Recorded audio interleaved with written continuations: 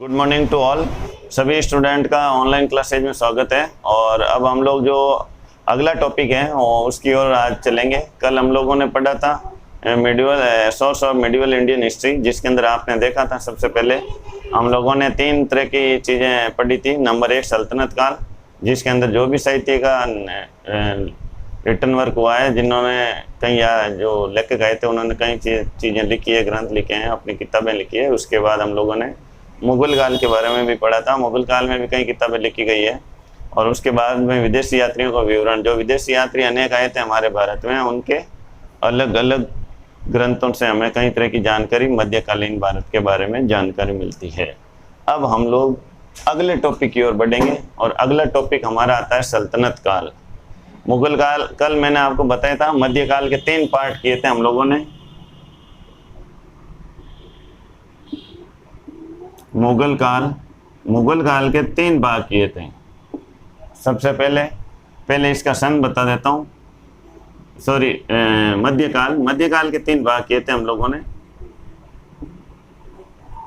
मध्यकाल यानी कि नंबर एक आ जाएगा आपके सल्तनत काल। ठीक है, सल्तनत काल नंबर एक। दूसरे नंबर पे आपका आ जाएगा मुगल काल। तो मध्यकालीन भारतीय इतिहास को हम लोग दो कालों में बांटते हैं। ठीक है, नंबर एक सल्तनत काल, नंबर दो मुगल काल।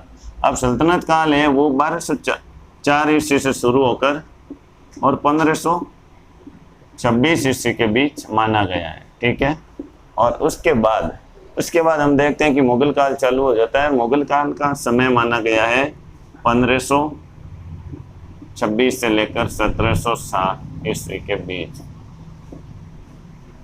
हालांकि आपके सिलेबस में 1760 ईस्वी तक का जो भी सिलेबस है वो मतलब सन का समय है वो आपके सिलेबस में दिया हुआ है। तो सल्तनत काल के अंतर्गत अपन सबसे पहले चलें तो सल्तनत काल को हम लोग जो राजवंश जिन्होंने शासन किया तो उसके अंतर्गत हम लोगों ने देखा कि 5 राजवंश आते हैं। और इन 5 राजवंशों को अगर मैं आपको सीक्वेंस से बताऊं तो नंबर एक सबसे पहले आता है आपका गुलाम वंश। सबसे पहला इस सल्तनत काल का जो राजवंश है वो आता है गुलाम वंश। ठीक है, उसके बाद गुलाम वंश के बाद में आता है खिलजी वंश।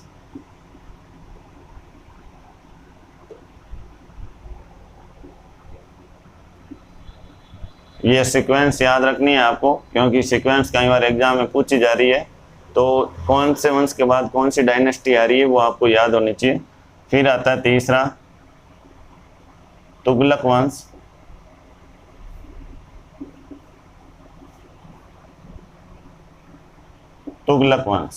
और 4 नंबर पे आपका आता है सैयद वंश।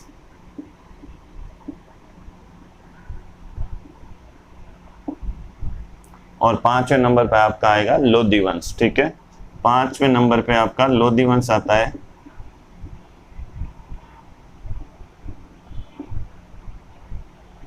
तो ये 5 राजवंश इस सल्तनत काल में हुए और पांचों राजवंशों ने एक के बाद इनके सुल्तान हुए और इन्होंने दिल्ली यानी भारत पर अपना राज्य व्यवस्था स्थापित की।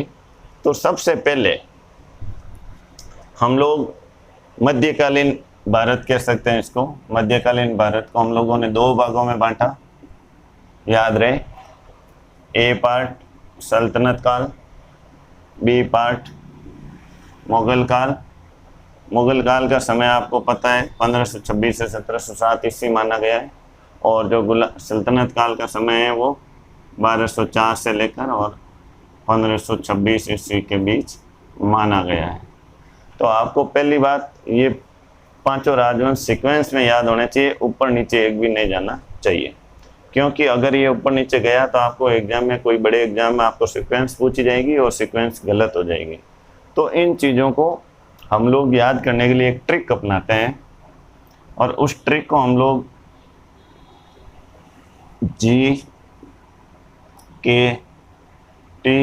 और L इस शॉर्ट फॉर्म का यूज करते हैं। ये शॉर्ट फॉर्म सिर्फ मैंने अपनी क्रिएटिविटी से बनाई है, आप कुछ अपनी भी बना सकते हैं। लेकिन अगर इसको जीके टीएसएल याद रहेगा तो आपको इनमें रटने की जरूरत नहीं पड़ेगी। जी का मतलब गुलाम वंश, के का मतलब खिलजी वंश, टी का मतलब तुगलक वंश, एस का मतलब सैयद वंश और एल का मतलब लोधी वंश। यानी जीके को टीएसएल करना है। क्या करना है? जीके को टीएसएल करना है। तो जीके टीएसएल याद आएगा तो आपको पांचों राजवंश अपने आप अपने एक सीक्वेंस में याद आ जाएंगे। जी, के, टी, एस और एल, पांचों की शॉर्ट फॉर्म आपको याद हो गई होगी। गुलाम वंश, खिलजी वंश, तुगलक वंश, सैयद वंश और लोधी वंश। फिर हम लोग आगे चलते हैं एक कदम और। तो सबसे पहले हम पढ़ेंगे आपके सिलेबस के अकॉर्डिंग गुलाम वंश, उसके बाद सेकेंड डायनेस्टी पे चलेंगे खिलजी वंश, फिर तुगलक वंश, फिर सैयद वंश और फिर लोधी वंश पढ़ेंगे। तो जो सिलेबस के अकॉर्डिंग चल रहे हैं हम लोग, तो सबसे पहले गुलाम वंश के अंदर हम लोग चलेंगे। गुलाम वंश में कौन कौन से सुल्तान हुए और किन्होंने क्या क्या काम किए, उनकी क्या इम्पोर्टेंट चीज़ें थी, वो हम लोग डिस्कस करेंगे। तो मैं अब आपको सल्तनत काल की पहले डायनेस्टी यानी राजवंश गुलाम वंश की ओर लेके चलता हूँ, जिसका पहला शासक कुतुबुद्दीन ऐबक को माना गया है। तो इस गुलाम वंश का पहला सुल्तान है वो कुतुबुद्दीन ऐबक को माना गया है। अब कुतुबुद्दीन ऐबक ने क्या क्या कार्य किए वो हम लोग थोड़ा शॉर्ट में डिस्कस करेंगे। सबसे पहले देखें तो इसका पूरा नाम आता है कुतुबुद्दीन ऐबक।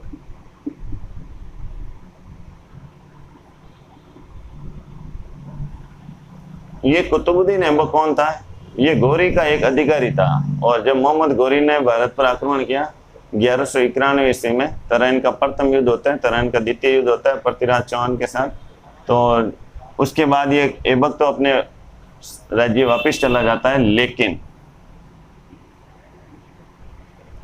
भारत का जो प्रदेश मोहम्मद गौरी ने जीता उसकी शासन व्यवस्था को संभालने के लिए मोहम्मद गौरी ने एक अधिकारी नियुक्त किया, और उस अधिकारी का नाम था कुतुबुद्दीन ऐबक। तो 1192 ईस्वी में गौरी यानी मोहम्मद बिन गौरी ने इसको क्या किया? उत्तराधिकारी बनाया। किसका? भारतीय उत्तराधिकारी बनाया भारतीय क्षेत्रों का।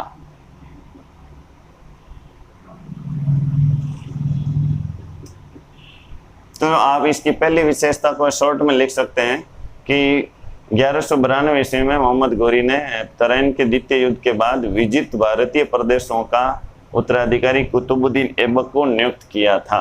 सबसे पहला काम इसका ये था। फिर सेकंड आता है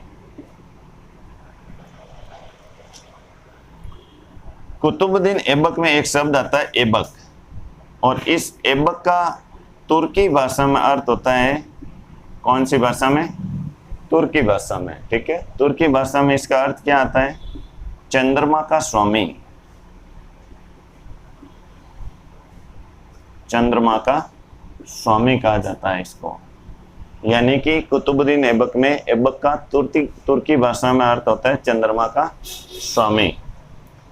फिर इसकी तीसरी विशेषता की ओर हम लोग चलें तो हम लोग देखते हैं कि इसने सिपह सालार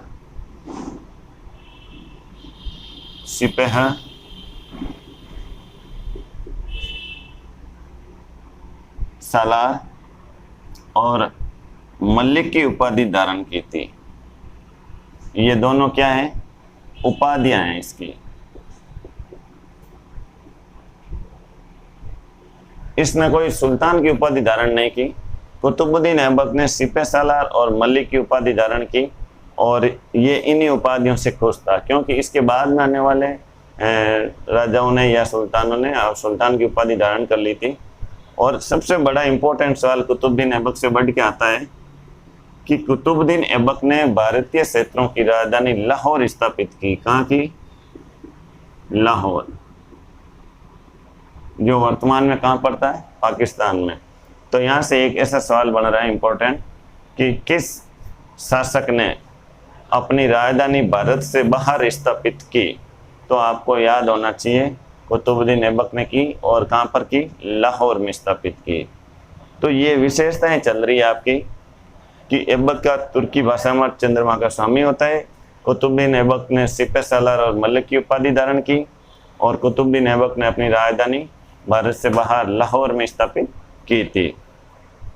फिर अगली इंपॉर्टेंट चीज इसकी यह है कि कौन सा शासक ऐसा था जिसने सुल्तान की उपाधि धारण नहीं की, तो भी इसी का नाम आता है।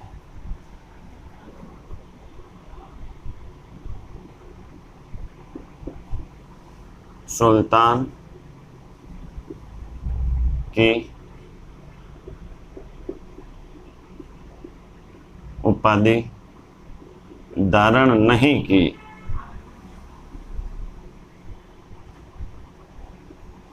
तो कुतुबुद्दीन ऐबक ऐसा शासक माना जाता है, ऑब्जेक्टिव में सवाल आया हुआ है कई बार कि कुतुबुद्दीन ऐसा शासक था जिसने सुल्तान की उपाधि कभी धारण नहीं की। क्यों? क्योंकि उसने सिपह सालार और मलिक की उपाधि से वो खुश था। फिर अगली विशेषता की ओर हम लोग बढ़े।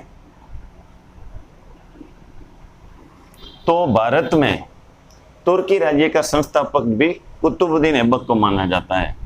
भारत में तुर्की राज्य का संस्थापक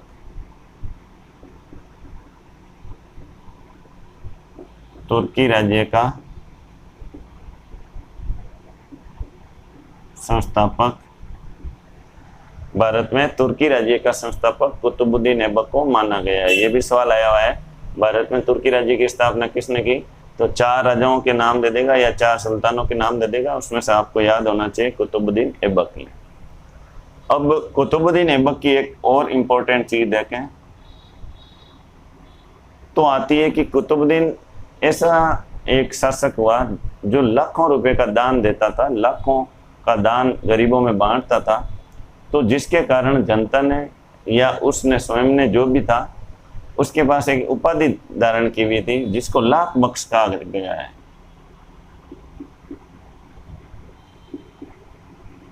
लाख बख्श की उपाधि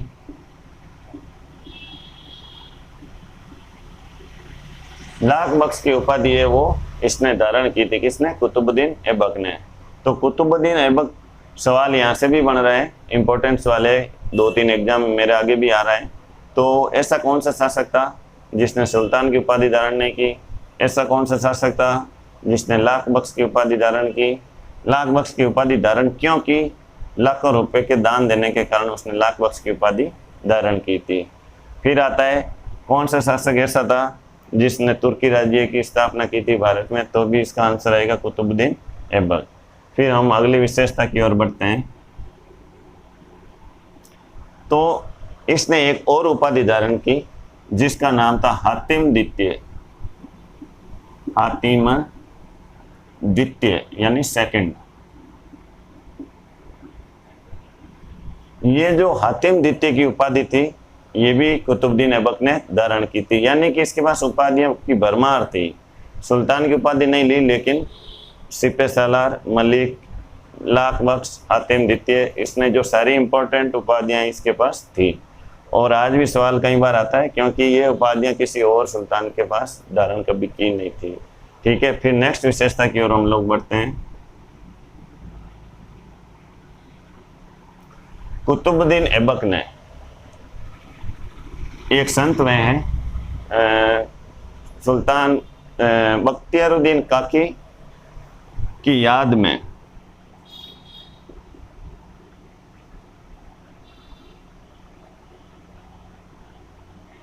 कुतुबुद्दीन बख्तियार काकी,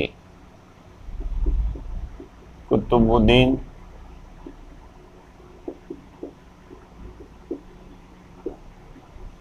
बख्तियार काकी, ये उस समय के प्रसिद्ध संत थे। और उन्होंने क्या किया? कुतुबुद्दीन ऐबक ने कुतुबुद्दीन बख्तियार काकी की याद में कुतुब मीनार का निर्माण शुरू करवाया। किसका निर्माण शुरू करवाया? कुतुब मीनार का।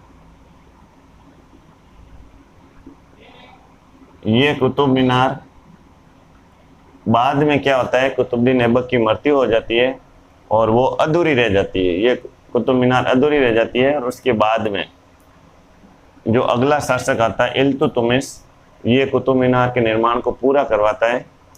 तो सवाल आता है कुतुब मीनार की नींव किसने रखी? तो कुतुबुद्दीन ऐबक ने, और कुतुब मीनार का निर्माण भी कुतुबुद्दीन ऐबक ने करवाया, लेकिन इससे पूरा किसने करवाया? तो आंसर आता है इल्तुतमिश ने। ठीक है, नेक्स्ट विशेषता की ओर चलते हैं।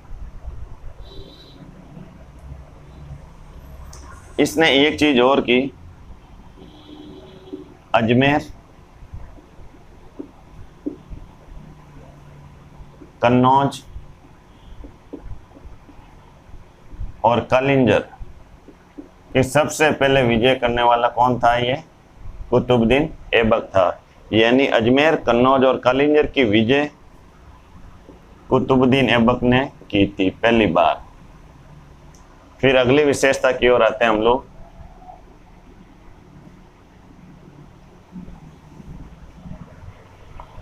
तो एक चीज और है, अनहिलवाड़ा, एक अनहिलवाड़ा का युद्ध हुआ था कुतुबुद्दीन ऐबक ने, क्योंकि कुतुबुद्दीन ऐबक के बाद शासक कौन बनता है? उसके बाद एक और बड़ा शासक आता है इल्तुतमिश। तो कुतुबुद्दीन ऐबक ने क्या किया कि अनहिलवाड़ा के युद्ध में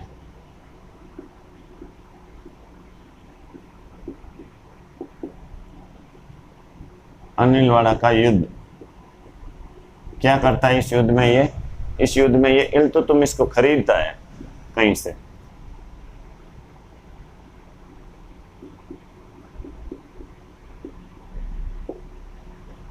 इल्तुतमिश को क्या किया? इसने खरीदा, जो कि इसके बाद एक बहुत बड़ा सुल्तान माना जाता है। फिर अगला देखें हम लोग, तो कुतुबुद्दीन ऐबक ने कुतुब मीनार के बाद एक प्रसिद्ध इमारत थी जो अजमेर में, अढ़ाई दिन का झोंपड़ा, आपने नाम सुना होगा, अढ़ाई दिन का झोंपड़ा। इसका निर्माण भी किसने किया? कुतुबुद्दीन ऐबक ने किया था। अढ़ाई दिन का झोंपड़े का निर्माण कुतुबुद्दीन ऐबक ने किया। लेकिन इससे थोड़ा इंपॉर्टेंट एक चीज और बता दूं, ये अढ़ाई दिन का झोंपड़ा पहले क्या था? एक संस्कृत पाठशाला थी। क्या थी? संस्कृत, ये क्या थी? ये ढाई दिन का झोंपड़ा एक संस्कृत पाठशाला थी पहले, और उस संस्कृत पाठशाला का निर्माण किसने करवाया था? उस संस्कृत पाठशाला का निर्माण करवाया था विग्रहराज चतुर्थ ने। विग्रहराज चतुर्थ। इस विग्रहराज चतुर्थ ने क्या किया कि इस संस्कृत पाठशाला का निर्माण करवाया, और इस पाठशाला के अंतर्गत एक नाटक है संस्कृत का, हरिकेली। हरिकेली नाटक के कुछ उदाहरण है वो इस संस्कृत पाठशाला में लिखे गए। बाद में कुतुबुद्दीन ऐबक ने क्या किया कि इसको अढ़ाई दिन के झोंपड़े में परिवर्तित करवा दिया। तो ये कुतुबुद्दीन ऐबक की कई मेन विशेषताएं हैं, और उसने ये सारे काम किए। आपको स्टेप बाय स्टेप 1 to 1 लिखना है। सबसे पहले हम लोग शुरू करें तो यहाँ से चालू कर सकते हैं। 1192 ईस्वी में उत्तराधिकारी युद्ध में मोहम्मद गौरी ने इसको भारतीय क्षेत्रों का निवासी उत्तराधिकारी घोषित किया। फिर उसने कन्नौज, अजमेर और कालिंजर की विजय की। तुर्की भाषा में इसका अर्थ चंद्रमा का स्वामी होता है। तुर्की राज्य का संस्थापक वो किसको माना जाता है? कुतुबुद्दीन ऐबक को। इसने सिपह सालार और मलिक की उपाधि धारण की। इसने सुल्तान की उपाधि धारण नहीं की, ध्यान रखना। क्यों? क्योंकि सुल्तान की उपाधि धारण नहीं करने के पीछे कारण था कि ये अपने को ईरानी गवर्नर का उत्तराधिकारी समझता था, इसलिए। फिर उसके बाद उसने सिपह सालार, मलिक, लाख बख्श, हातिम द्वितीय, ये सारी उपाधियां इसने ग्रहण की थी। और उसने अनिलवाड़ा के युद्ध में इल्तुतमिश को खरीदा, जो इसके बाद राजा बनता है, और इसका एक अधिकारी था। एक और इम्पोर्टेंट चीज आपको बता देता हूं,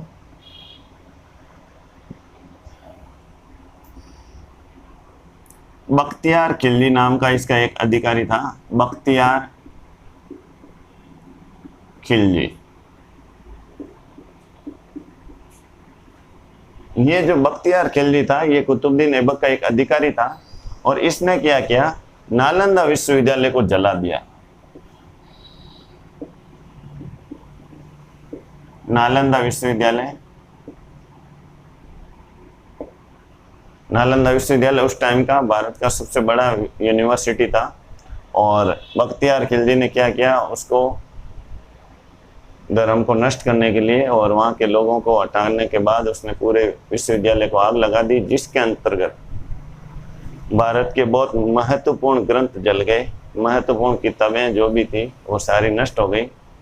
और आज वर्तमान में भारत सरकार ने इस नालंदा विश्वविद्यालय को वापस शुरू किया है और ये नालंदा विश्वविद्यालय बिहार में है अभी। और अब ये भारत का एक टॉप लेवल का वापस यूनिवर्सिटी बना रही है भारत सरकार। और इसके अंदर इसका कैंपस थोड़े दिन में स्थापित हो रहा है, एडमिशन इसकी प्रक्रिया चालू कर दी गई है। तो ये वही नालंदा विश्वविद्यालय है जो कभी भारत का सरताज हुआ करता था प्राचीन कालीन भारत में। फिर अगली और विशेषता की ओर बढ़े तो हम लोग देखते हैं कि वजीर का पद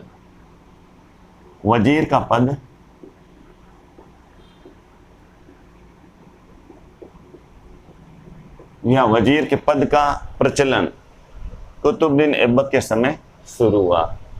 तो वजीर के पद की शुरुआत कब मानी जाती है? कुतुबुद्दीन ऐबक के समय या उसके शासनकाल से वजीर के पद की प्रचलन की शुरुआत मानी गई है। ठीक है, फिर अगली विशेषता एक और देखते हैं।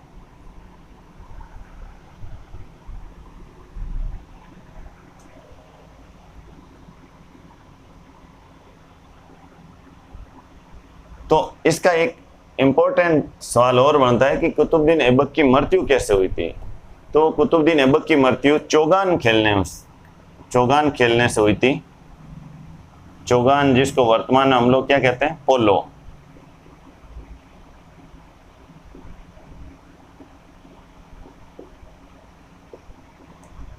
कुतुबुद्दीन ऐबक की मृत्यु, सवाल आया हुआ है कैसे हुई। तो चौगान या पोलो खेलते समय घोड़े से गिरकर कुतुबुद्दीन ऐबक की मृत्यु हो जाती है। और ये कुतुबुद्दीन ऐबक जिसका समय 1204 से 1210 ईस्वी के बीच माना गया है। तो ये कुतुबुद्दीन ऐबक था जिसने भारत में तुर्की राज्य की स्थापना की और उसके बाद भारत का शासन संभाला।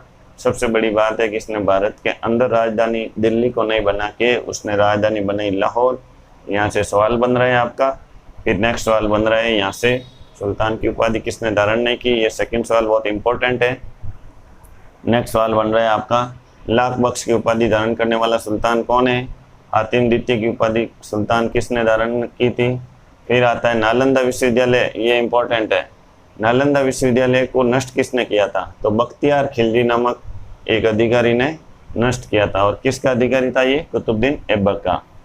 फिर एक इंपॉर्टेंट सवाल यहाँ से बन रहा है कि इसको अढ़ाई दिन के झोंपड़े का निर्माण और कुतुब मीनार का निर्माण किसने किया था? कुतुबुद्दीन ऐबक ने किया था। अब हम देखते हैं कि कुतुबुद्दीन ऐबक के बाद इसका पुत्र आराम शाह, क्या नाम था? आराम शाह।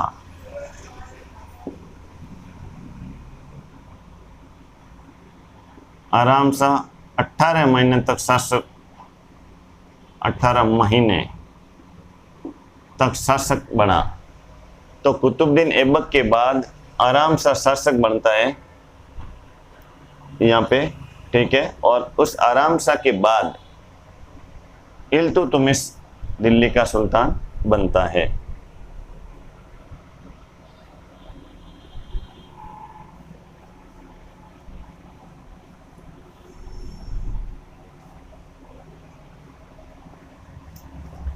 फिर इसके बाद हम लोग देखें तो पहले मैं एक चीज और बता दूं आपको कि गुलाम वंश के अंदर कुतुबुद्दीन ऐबक के बाद आराम शाह बनता है राजा।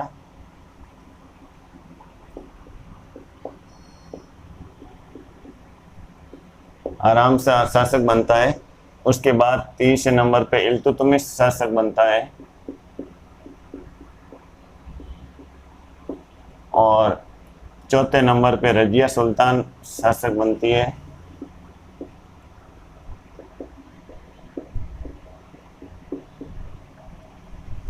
रजिया सुल्तान एक महिला शासिका थी, ध्यान रखना। पहली बार भारत में कोई महिला शासिका बनी है तो वो है रजिया सुल्तान।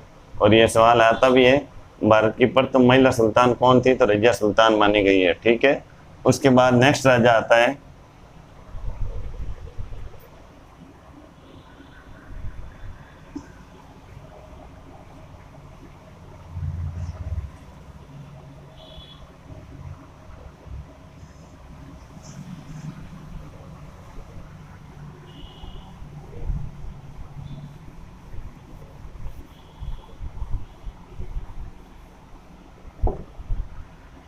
फिर अगला राजा आता है बहराम शाह।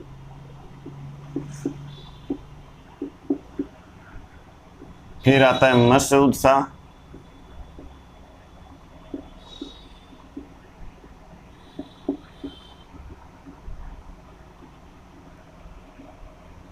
फिर आता है नासिरुद्दीन महमूद।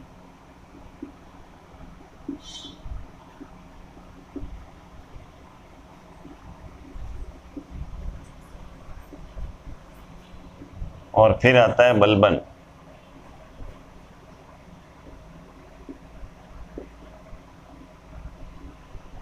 तो ये जो सारे शासक हुए हैं,